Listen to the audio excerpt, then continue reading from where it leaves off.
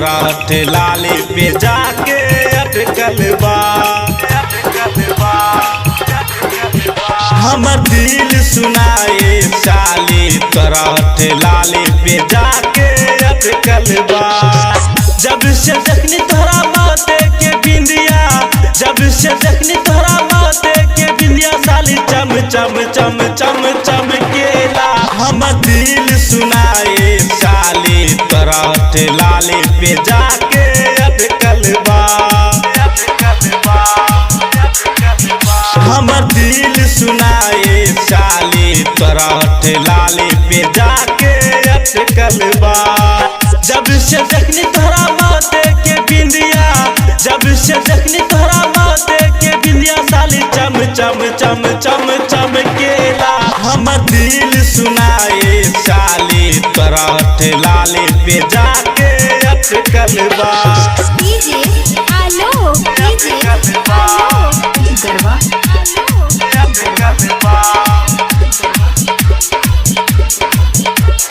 पीछे के पर्सन लागेला साली है तोर जवाब हो।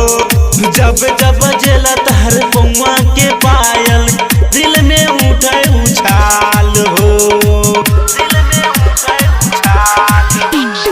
पीछे के पर्सन लागेला साली है तोर जवाब हो।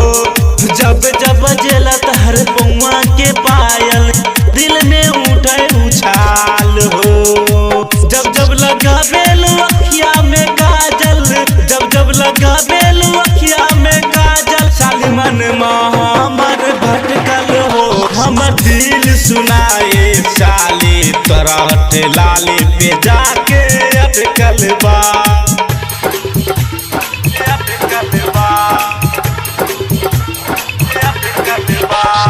डीजे आलो, डीजे आलो, गरबा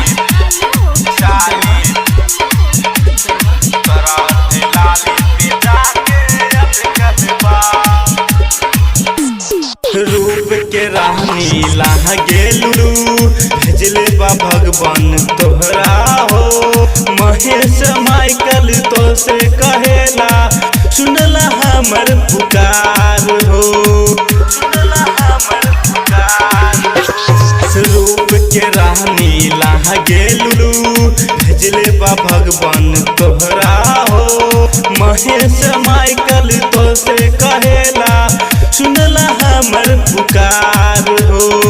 तो से कहेला विभूति बिहारी, तो से कहेला विभूति बिहारी साली दिलबा हमर धर के हो। हमर दिल सुनाए साली तरह लाली पे जाके अटकल बा।